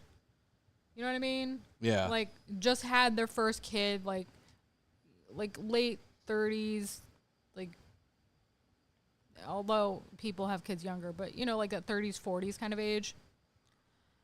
But I agree. I think the problem with Jaheira is, like, she's not a very nice character, and then you meet her so late in the game, it's hard to develop any sort of meaningful relationship with her because you've already developed a relationship with the other companion characters you met in Act 1, and you're probably loath to let them go at that point. Mm-hmm. Which I feel like is a weird thing to say, because, like, yes, they all have their own distinct personalities, they have their own distinct voices, and their own motivations. Good. And they start off spec'd a specific way, but ultimately you could be like, forget that, we're all rogue now. Or you could say, hey, we're all clerics now. Like, it doesn't matter, you can do basically anything you want with them. But they have that baseline. I think with Jaheira, though, she's just not a nice person. And out of, I think, all of the voice acting for the major characters, she was probably my least favorite. I was not a fan. I think Halsin's a nice guy, but like you were saying, by the end of Act 2, it's basically like he's done, and you just meet him at the end of Act 1, so you have this like very short period to really get to know him and appreciate him as a character. I think if you spec him properly, he can be strong, but his purpose is basically complete other than like general fighting at the end of Act 2. Yeah. I use my other magic missile charge. think conceptually I like his story because it has this sort of like kind purity to it of like I tried to do what was best, I didn't, I screwed up, now I'm trying to make amends, and also I want to restore like beauty and like balance to this place that has been absolutely destroyed by, you know, darkness, like literal darkness. And I like that, but I feel like in comparison to some of the other stories of the main characters, the companion characters, it's not as compelling. Like, I just like it as an idea, but I feel like they could have done better with how it was executed. And I think to make us care more, they had to tie him more into the beginning of Act 1 instead of us meeting him later in Act 1. And I realize you could probably like go and meet him sooner than we did, but we met him I mean, you can just run right to the right. But we didn't, and I feel like most people wouldn't because there's things that you would reach before you get to that point.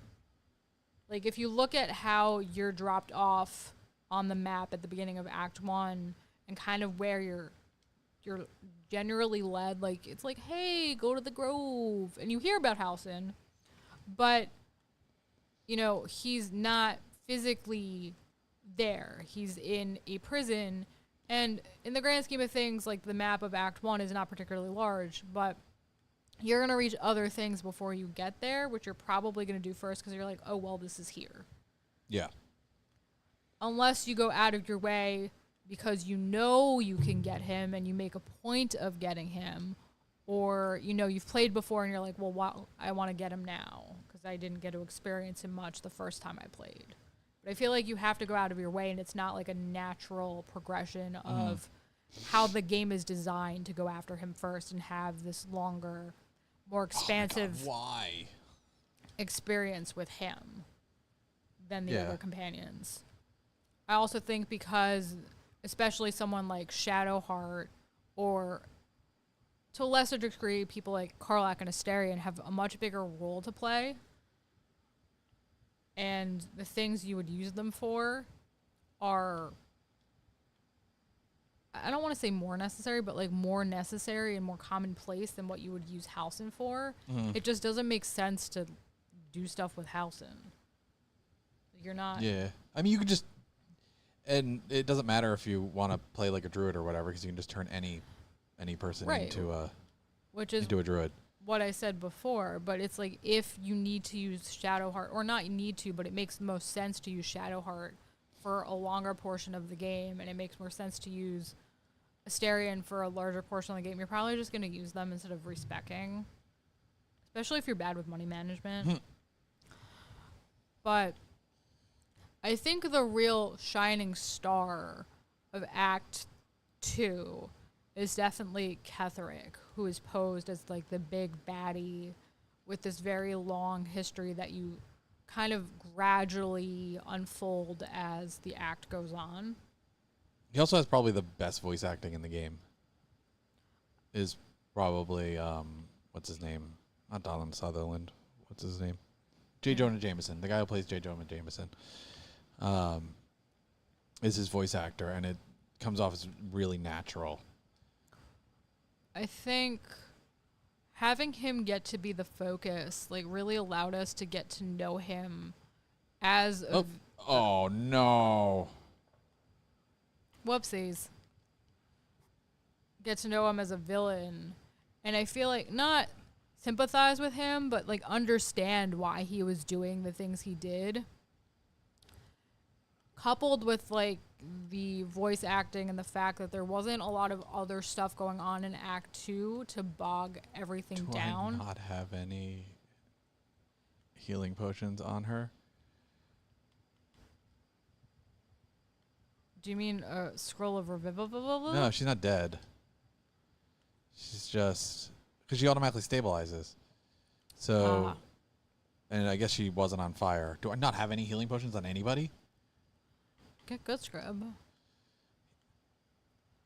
What happens if you transfer? No, you had that little baby one. Transfer to another land. Use the transfer to another land thing. I guess I could do that. I think it was a better story than the other villains we had because he got to be the main focus. Like, there was other bad stuff going on, but the quests were so small and seemed to tie in better with his story that it didn't feel like as distracting. You're also slowly... Ooh, why am I auto... Oh, no, did I just do that? You're also slowly building pieces of it. Like, you can learn a lot of lore about him, his daughter, the previous experiences. I don't know if it was on, like, Baldur's Gate 2 or whatever that they're referring to, but, like, the campaign that he led and all that. So it just builds gradually, and it just comes off natural. Here's Ketheric Thorn we're talking about right now. Yeah. But there wasn't as much, like, for lack of a better word, filler to detract from him getting his moment to be developed and his moment to be the shining star bad guy. Yeah. Whereas every other act, yeah, there was, like, a main bad guy, you could argue. Like, you know, for Act 1, we get... No, this would have been helpful before. We're introduced to Raphael, and you know you're going to face him, but you don't face him in Act 1. And you have Kaga, I think her name is, and you have the 3 goblin leaders. But that's, you know, already 5 people, whereas, yes, there are other bad guys in Act 2, but the only really major named one is Ketheric. Mm-hmm. And that's the only act where they're the only focal point, and everything else ties into his story, and everything else that's bad is because of the actions he took. Yeah, and you're also you're also, like, building towards the Moonrise thing from all the way through Act 1. So it feels like a culmination point. Like, I don't know if I said this earlier in the stream, but I know I said it to you earlier, where it's like I feel like I almost would have preferred a game that ended after Act 2. Right. Because I feel like it all naturally flows. And once you get after, like, my first playthrough, I stopped playing after I got through Act 2. Because it doesn't feel as cohesive after that. I also think by that point you have put so much time into the game. Like, even if you enjoy it, like, I feel like once you hit that, like, 70-hour on average point, like, that's kind of when most people give up on any game, even if they like it. They're just like, I've done this long enough and I'm done. So I think, like, psychologically, it's, story aside, like, a good stopping point. I don't know many people who really ever exceed that point unless they're, like, very obsessed with the game. Like, there are very few people who are like, hey, I've played this game for, like, 100 hours or 200 hours or 300 hours, which, on average, There's a guy I watch on YouTube that's, like, that's played, like, 1,000 hours or whatever. Yeah. He makes content out of it. But how many people do you hear of like that who are just of their own free will because they really enjoy something, just playing the game to the point where they're beating it that many times and playing it for that many hours? Because our playthrough, and we didn't even do anything, took over 100 hours for one playthrough. Yeah, and we missed a lot. So I think coupled with that, it just seems like a great place to stop. And I think it's also, like, a very pretty place to stop. We go from, hey, we have all these refugees, we've got tadpoles in our heads, to now this land is in darkness, like, let's purify it. And I think it wouldn't make sense to just end it there from the standpoint of you haven't solved the tadpole problem Yeah, which is unless the you main thrust of the game. But hand-fist it in somewhere or take it out. Like, if it was taken out at the beginning of the game, we didn't have the tadpoles, we just were trying to deal with the refugees, and then we wind up in this place, and then we purify the land. Like, I could think that would be a very, like, not friendly, but, like, it would end on a positive note, and I'd feel satisfied. mm-hmm. I think the issue with Act 3, and I don't remember this, but I remember you mentioned it to me, like, maybe when we were halfway through the game, is I feel like Where did it go? Act 3 had some villains just thrown in there that just didn't belong. And you're like, oh, they were hinted at in the visions in Act 1. Well, you see in Act 2. Well, yeah, in the vision in Act 1, when you go onto the mountain pass, you get the visions of the 3 bad guys. And then you, like, when you fight Ketheric Thorm, you see the cutscene and, like, they talk to him and you get the whole sense. Right, but up until that point, like, I genuinely don't remember being introduced to those other villains until, like, the end of Act 2, the beginning of Act 3, and it just felt like they came out of nowhere. Yeah, I mean, it's just the vision. That's the only time you see them prior to Act 2. So it's not like they were technically just thrown into the game randomly, but it felt like that. Because if you didn't remember that thing, and mind you, you've played this game for, you know, probably at least 25 hours before you reach that point from that moment of the vision to, you know, that end cutscene in Act 2, you forget the little details. Yeah. Like, you remember the broad strokes, but that's not something I feel like is going to jump out in the average person's mind. So you are introduced to these 2 new villains, and then they throw in more villains. And more nonsense, and it kind of loses its narrative thread by the time you reach Act 3.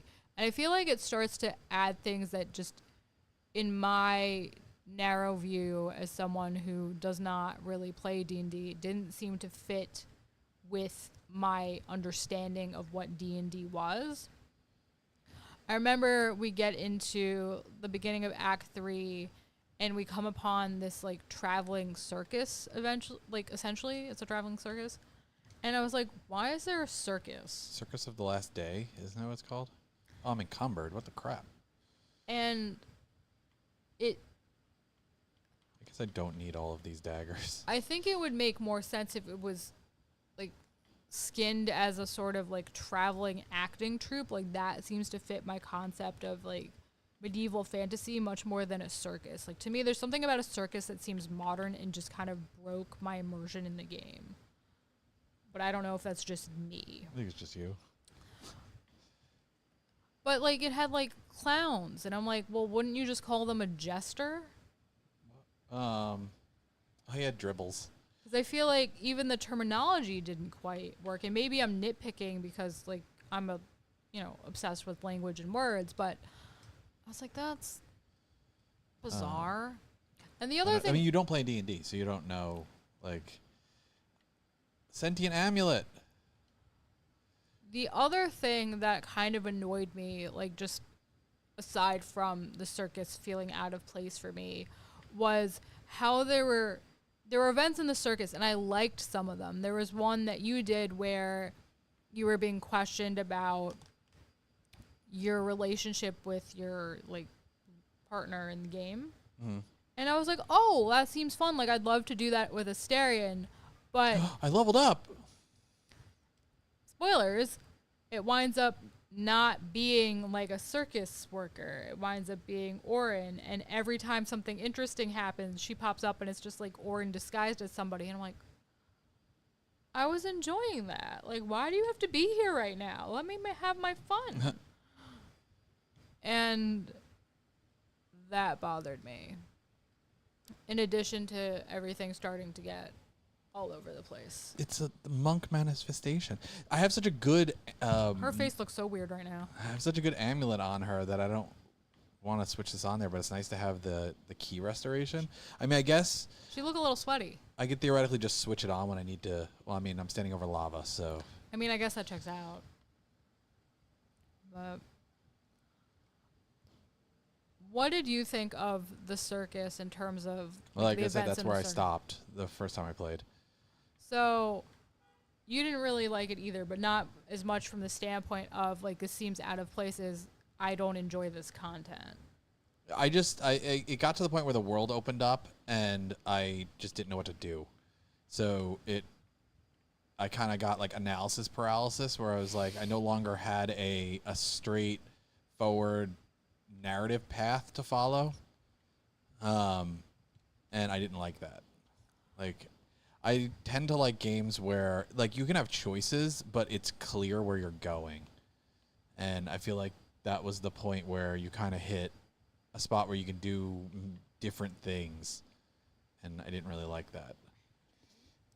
I think the other thing that I don't want to fight this guy. I found weird about it, and the circus specifically, was there's this, I think it's a djinn or a genie, Yeah. where you could spin the wheel and you get transferred to this place with dinosaurs.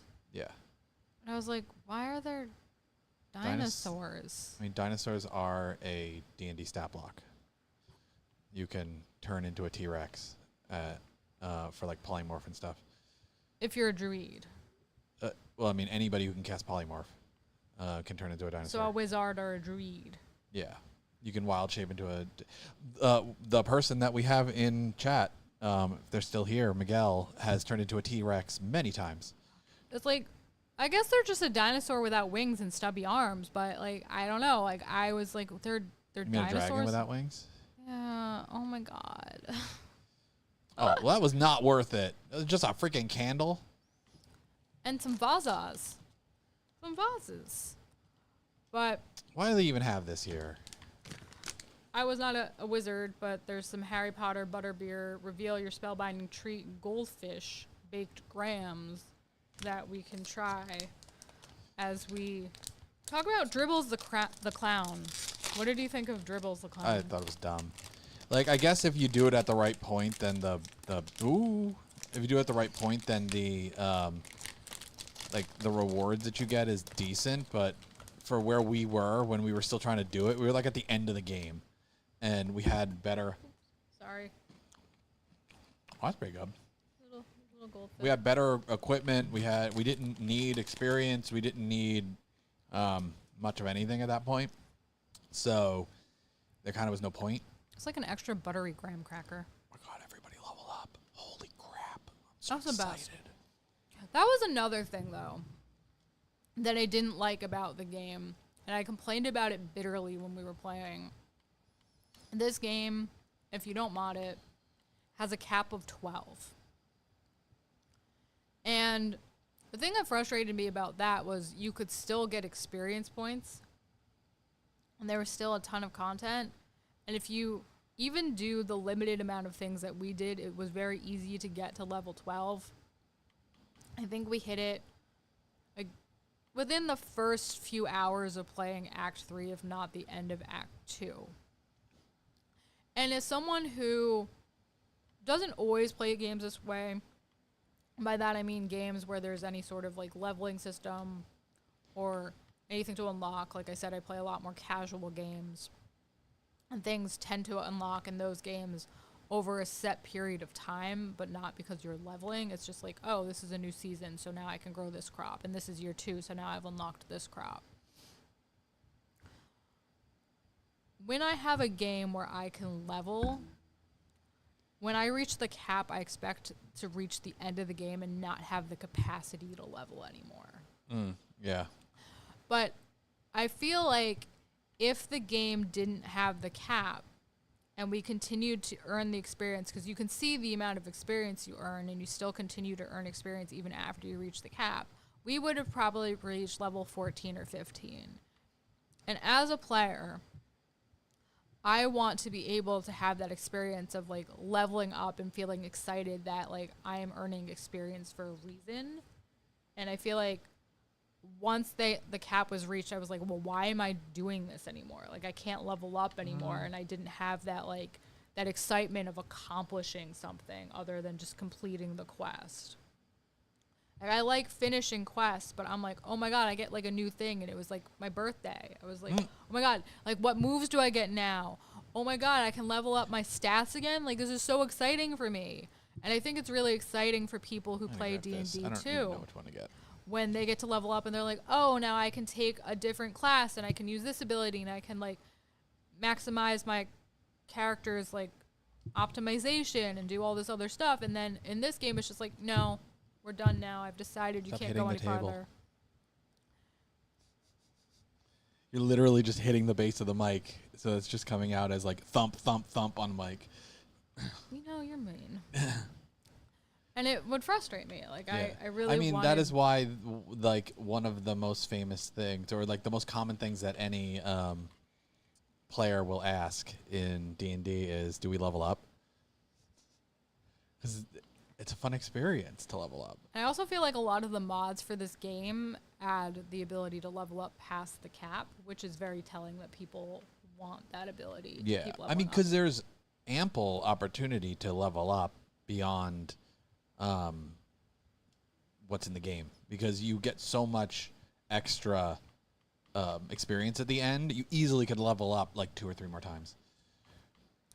And I think the only reason I can think of the cap existing is to maintain the challenge, because at the end, the things that you're fighting are significantly higher level than you. I believe the final boss is level 20. And I believe we faced some things that were like level 16 when we were only level 12. Yeah. I don't know And what to get. the other argument I've heard is that, well, if you're not completing everything and you're really struggling, it kind of makes sure that you're not so overwhelmingly under leveled that you can't complete the game in general. But like from a personal standpoint of my enjoyment of the game, I think it definitely declined when I could not level anymore. And I think taken in conjunction with the timing of that period in our playthrough matching up more or less with the start of Act 3, which from what I've read online is usually the one that everyone likes the least for the Act most 3? part. Seems to be the one that people don't like as much Oh, do I do? because there's just too much going on and it's, all over the place. I just felt like it made it worse and it made it feel like more of a slog. I think by the end of Act 2, the game was starting to overstay its welcome, and as soon as everything expanded and became messier, I was like, this is too much. And I feel like that was when we really started dragging our feet with the game. That's when we'd go like a week without playing, whereas before that, we were playing every day for a few hours. Yeah. I agree. Should I do level 5 of Wizard and get 3rd level spells? Or level 3 of Cleric? And Get second level spells? I mean, my intelligence score is higher than my wisdom score, so I'd be more effective at the wizard stuff. But isn't she your healer? Yeah, but So doesn't it make sense to lean more toward getting her other stats up so she could be a more effective healer when you don't have one? I can't.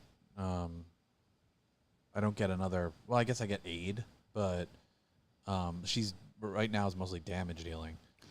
So I guess she's a wizard, Harry. I don't know what to tell you, man. I think it's cute when he asks me D&D questions. Like, I understand what we're talking about. Oh, I can get lightning bolt. Lightning bolt. I think we didn't really use it, but I like the idea of fireball. It's the one that's made to death, so I kind of liked that That's it was fireball. there. Yeah, I gotta have fireball. You can't be a wizard without fireball. It's like, the spell. You know the spell. The spell. I think the other thing, too, with Act 3, in addition to it being more open world and having a lot more going on, is that the pieces to the puzzle, like, when you think of what happens with Dribbles the Clown, it's like, okay, it's supposed to be tied into Orin's storyline, but until you progress a fair amount into the storyline, I don't feel like it's obvious that those things are linked to one another. Yeah. So it feels like you're doing these, quests, and they seem random until you progress, I can speak English, I swear, to a certain point of the story which makes you feel more disconnected from the story. Mm. I also feel like, in terms of Ooh, that's not what I was trying to do. villains, having like the general murderous crazy chick, which is in fact Orin, wasn't compelling for me in the way that Ketheric's story was. I don't think Gortash was as compelling either. Like, I feel like his motivations, to me, by the end of what I can consciously remember, were like, oh, he was ambitious, and that's kind of all I got.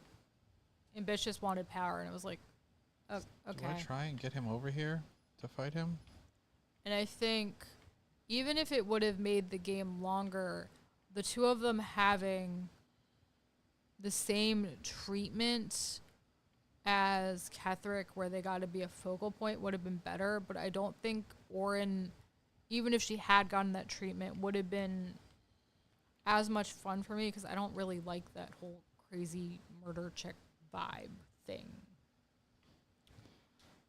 And I didn't like that she was interrupting my fun. Like, every time, and Jeremy would just like run into her, and I was like, oh, you met her again. He's like, yeah, I'm really good at it. I'm like, apparently, you know, I thought we were gaming right now, and then Orin just pops in, and I'm like, okay, hi, Orin.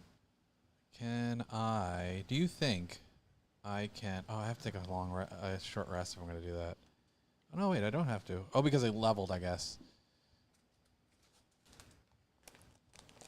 Arcane Recovery. I can get a 3rd level spell slot. Oh, spell slots are nice. So do you think I can get the guy to come over here and, like, with my monk, and then I can dump water on him? Do you think that's going to work, or do you think it's just going to... Well, didn't we try to do that in our playthrough, and it didn't work, and then we tried to ice him, and that didn't work either? I think he's specifically weak to ice, BT dubs. Is he specifically weak to ice? I think so. And then if he's on the lava, he can heal, which is, you know, not what you want. Yeah. How many key points does she currently have? Oh, she's pretty good on key points. So, in addition to, I think, both arguably the like lesser main bosses, if you will, of Act 2 just not being as well written as Ketheric, who I would say is the shining star of villains in this game,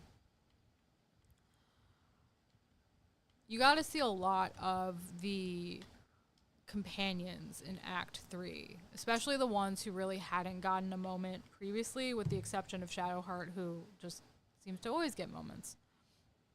And I liked finally being able to wrap up the stories with the companions and learn more about them, with some exceptions because of decision making. We couldn't really wrap up Lysel, for example.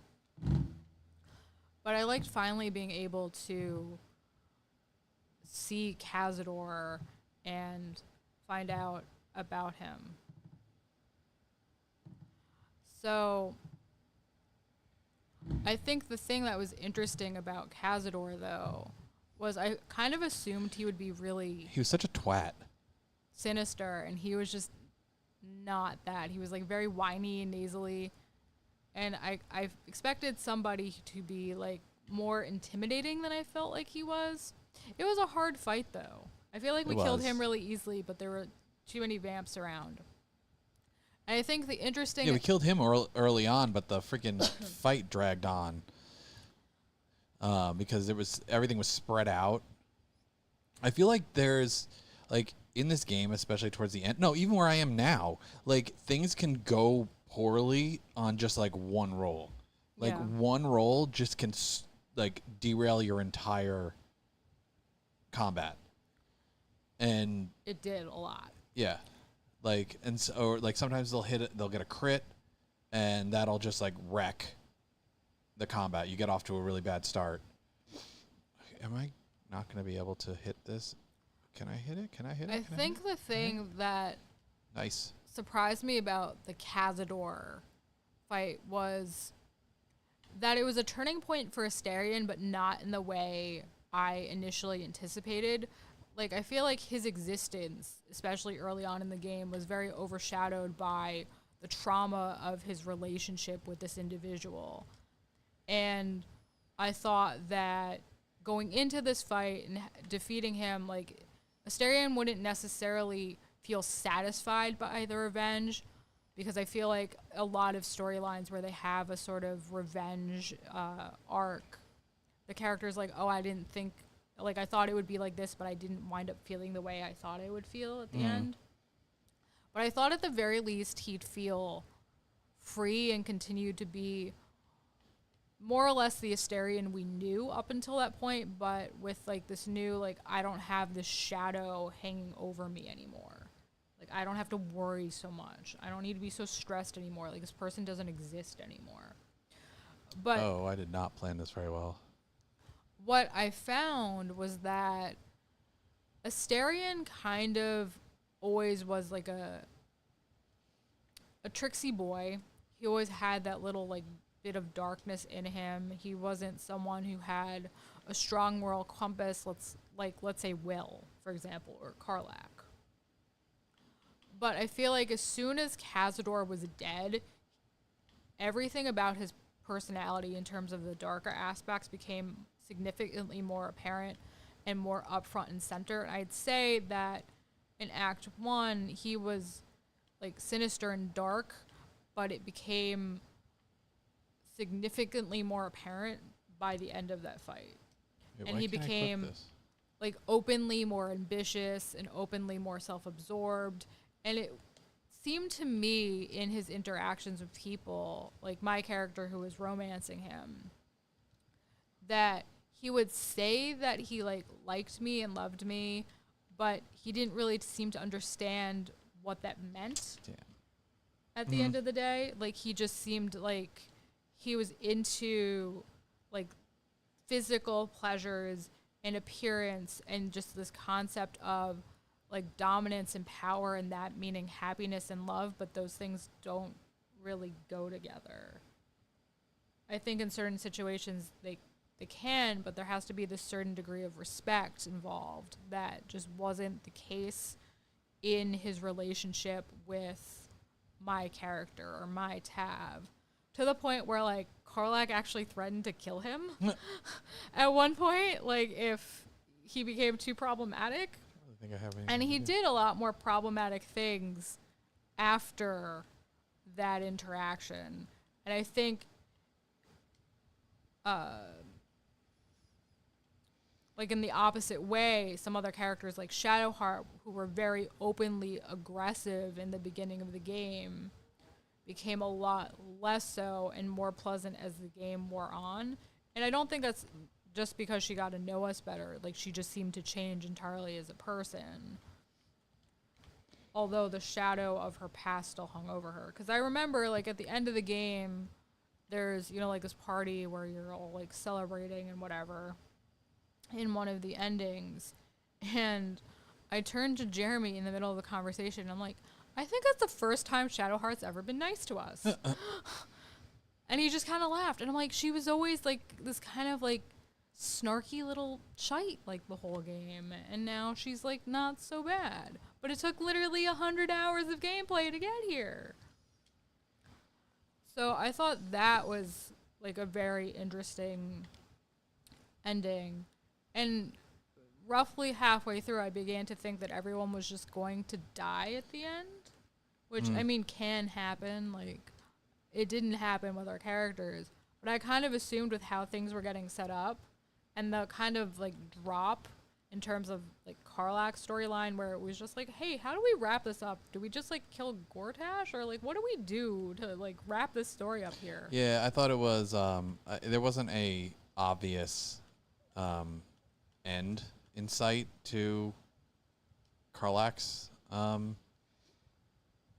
story. I mean, once it got there, like, I understood where it was. I have nothing to do until the thing comes over here. But once it got there, I liked where it got to. It was just, it didn't. immediately become apparent to me. I think too, like when you really think about how her story ends, like from what I can tell, the best way possible, it's not like a very great ending for her. Yeah, I mean, we're I guess talking about the end of the game now, so. I mean, I was very overjoyed when we murdered Orin. What is... Because I didn't like her personality. I didn't like that. I feel like Gortash was better. He is a stronger voice actor. And I feel like his lines were better and seemed more sinister in a way that was compelling for me as a person. Because I don't do the crazy. But an Orin's fight was harder, though. I think Gortash's fight, although had some annoying aspects with like the fire things on the wall, was easier, especially if you got rid of the steel watch, which was a little annoying as a process. And one of those times where, as we talked about previously, like our companions would just get stuck outside. But this time I was playing the Beastmaster.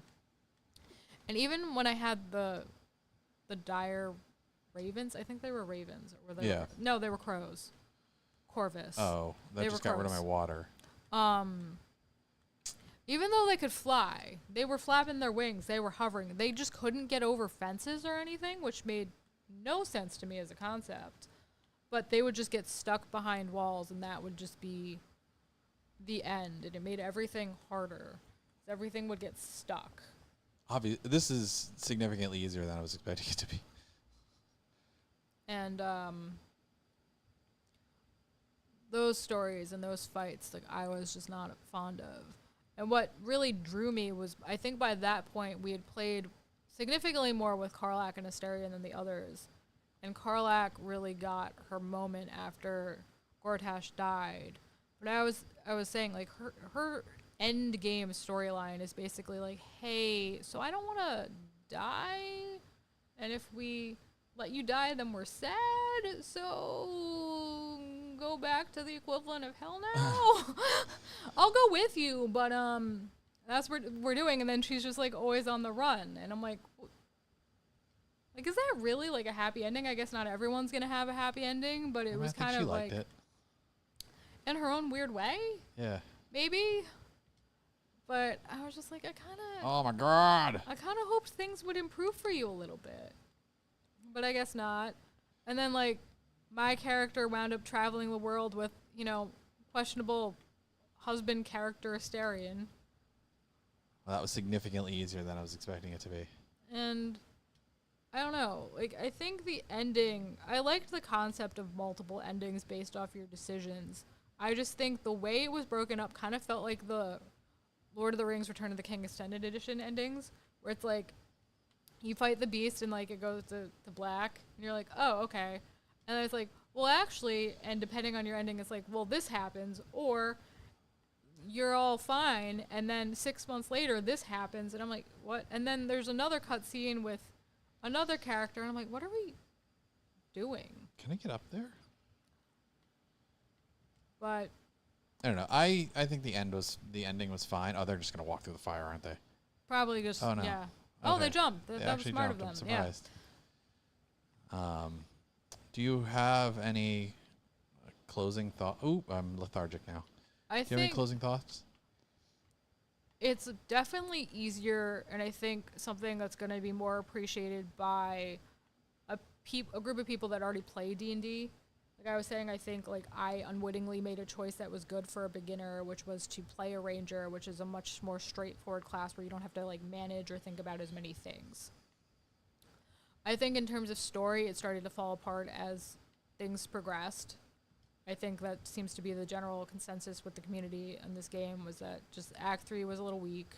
Definitely didn't like the Act 3 villain. Ketheric was definitely my villain boy.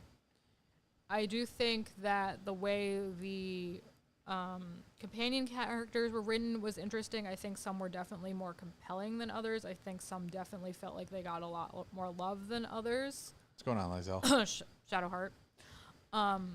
But Act 3, as you said before, was just not only disorganized, but every irritating thing they could throw into the game just to make it take more time they threw into it, and that just bothered me.